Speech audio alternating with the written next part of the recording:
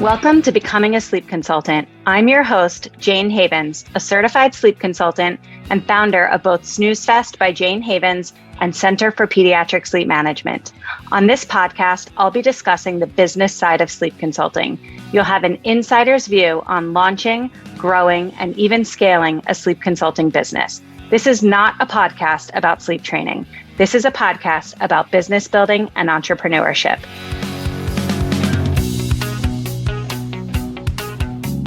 So it's been about forever and a day since I have done a solo podcast episode, and I think it's time. I was racking my brain trying to figure out what I should talk about on this episode for this week. And I just kept thinking about how everybody has been asking me about my trip to Italy. And since this is my podcast and I can talk about whatever I want, I am going to tell you a little bit about my vacation and seeing Taylor Swift, because I think everybody wants to hear about that. And of course, I'm going to relate it back to my life as an entrepreneur, because in order to take a 9-day vacation, you really have to be strategic and plan. So let's back it up a little bit. And I want you all to realize that in order for me to go away for 9 days, and be in an entirely different time zone and feel totally liberated and free, I needed to lay some very serious groundwork on the front end.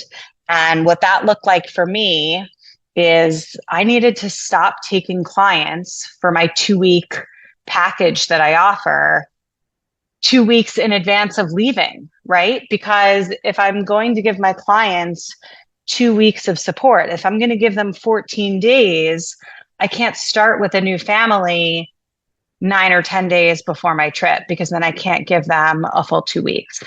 So I stopped taking 2-week clients 2 weeks before I left, which is hard for me to do. I don't like to turn people away. I actually ended up getting a little bit creative because a few families just really were not prepared to hear the word no. It's funny, when you've been supporting families for years and years, most of your referrals, most of your clients will come to you by way of friends of former clients, right? So when somebody reaches out to me and they say that they're looking for help with sleep in their home, 98 times out of 100, they got my name from a former client. And that former client has told them that I'm the best, they need to work with me, there's nobody else they can consider.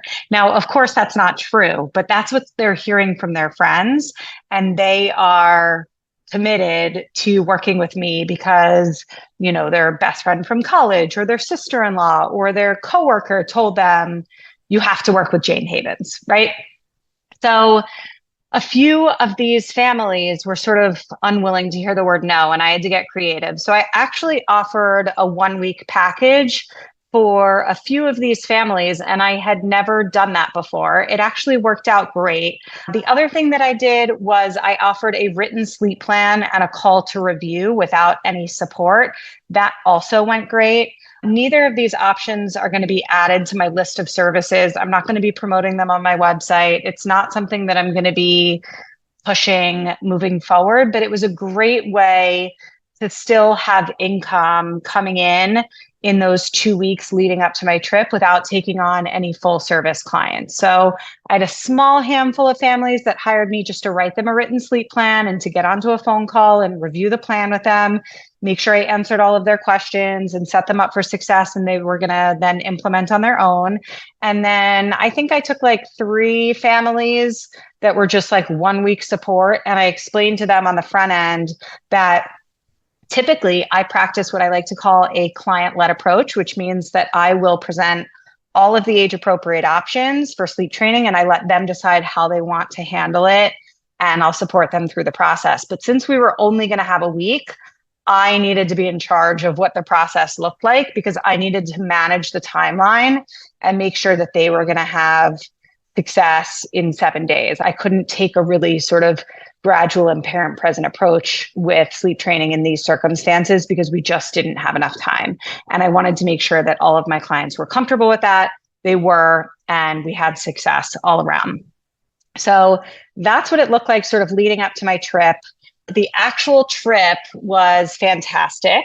I live in Baltimore, Maryland. We flew out of Newark. So my husband and I drove to Newark Airport.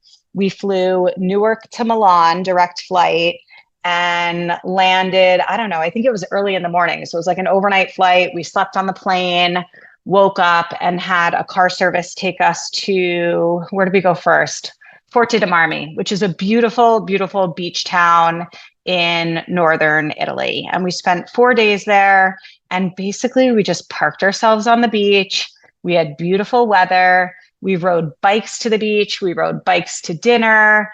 We basically ate tomato, mozzarella, prosciutto sandwiches every single day, and pasta and, seafood for dinner every single night, and did a little shopping and really just had a wonderful time. So that was Forte dei Marmi for the first 4 days. Then we made our way to Florence, I think was next. And we had 2 days in Florence. It was so hot there, but we had a really nice time.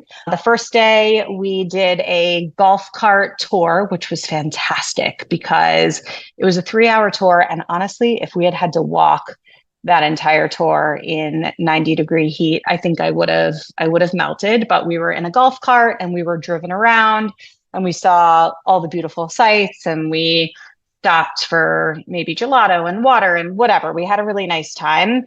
That was day one in Florence. Day two, we went shopping. It was a bit of a bust, but whatever. It was sort of too hot to do anything else. Then we made our way to Milan. I'm going to tell you a really great story. So the first day in Milan, we got there and it was sort of around the time that we were ready to eat lunch. And we asked the hotel, the people at the front desk, where we should go grab a bite. And they recommended a restaurant. So we made our way there and we were eating. And the people who were sitting behind us were speaking in English and they were wearing Taylor Swift bracelets. And the concert was that night. So my husband turned around and he jokingly said to them, "What time are we getting to the concert?" And so they were really excited to hear other English speakers that were headed to the concert. And we started making small talk. They gave us some friendship bracelets and we were trying to figure out, when we were going to make our way over to the stadium. And turns out they were staying at our hotel. And so we decided we were all going to get there super early. We didn't know what to expect once we got there.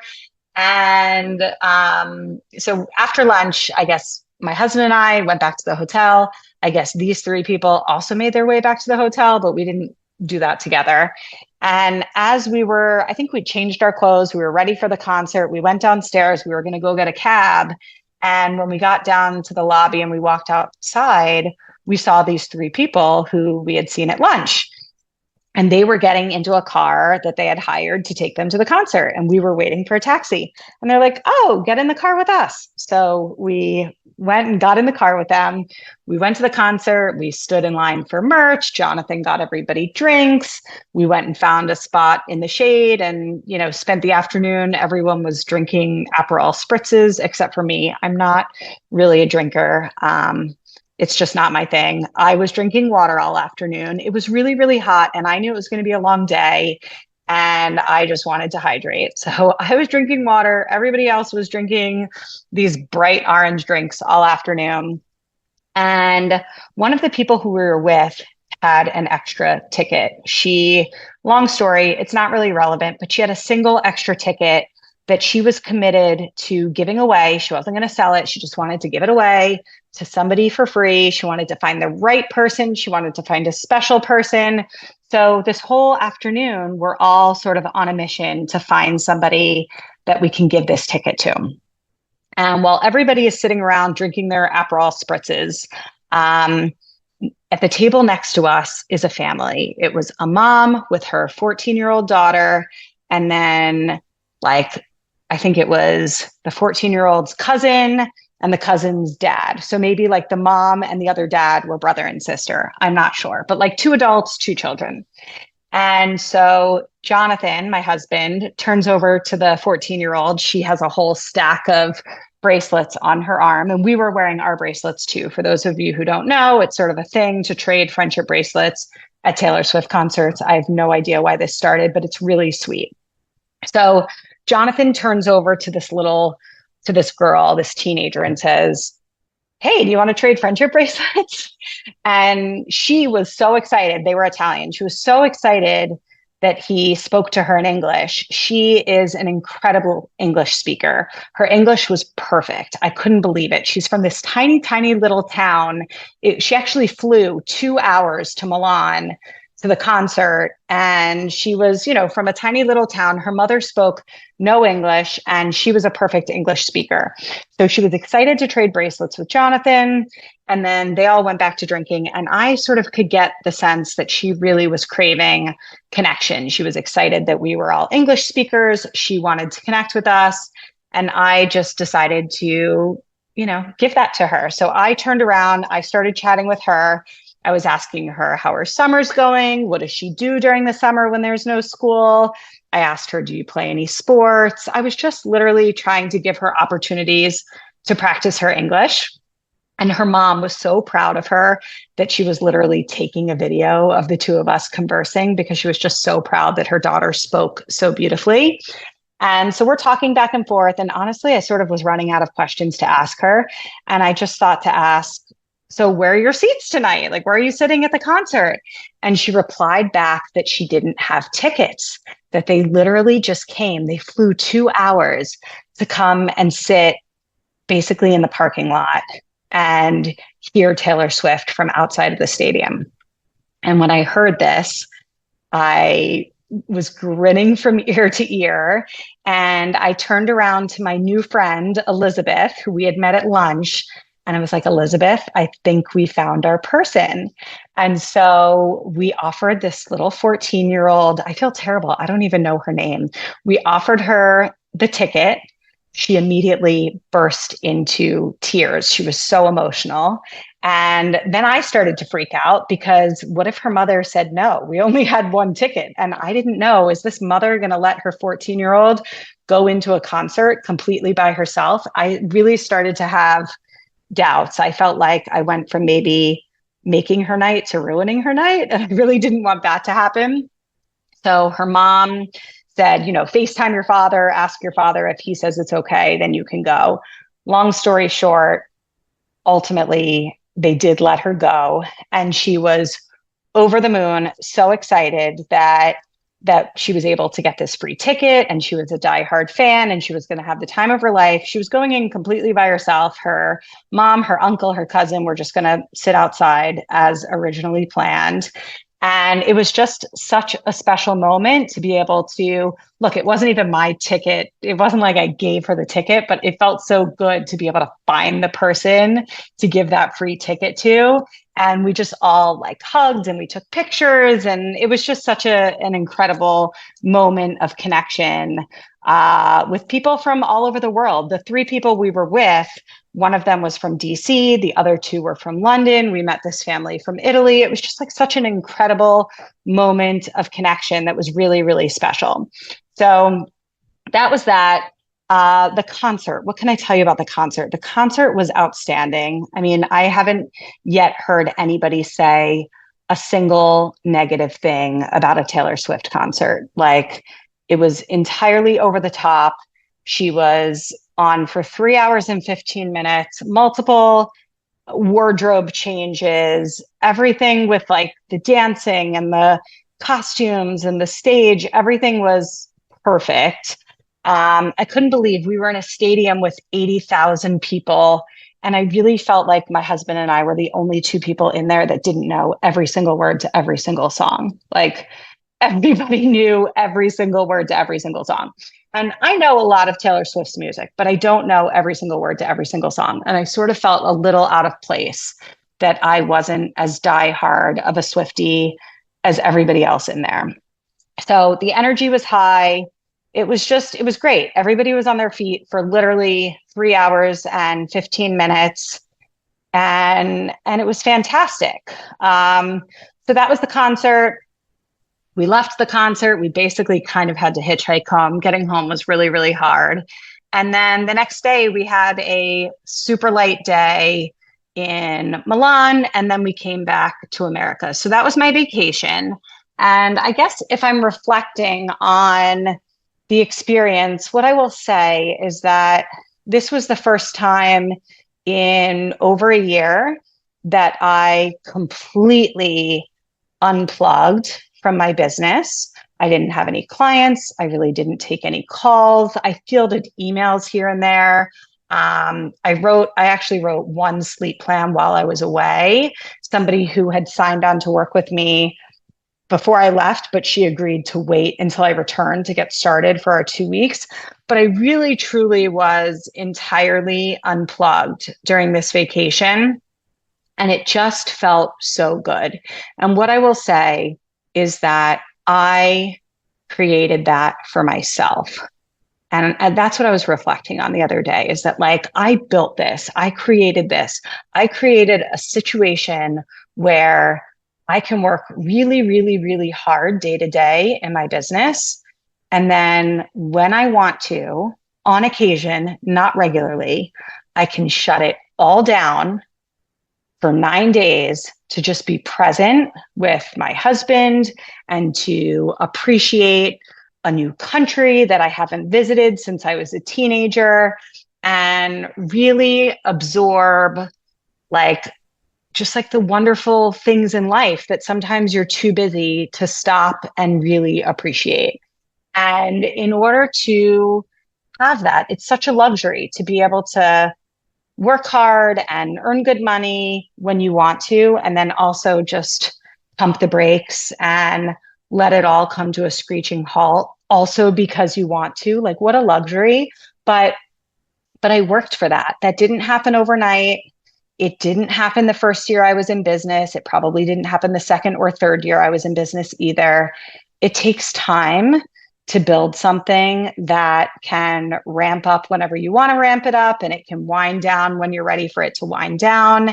And it just felt like such a treat to truly unplug, really appreciate the culture and the people and the food and the weather and the scenery, all of it, without any ties to any sort of like stress or really anything work related at all for 9 days. And, now I'm back in town. We're back in the States. We actually got home on a Monday.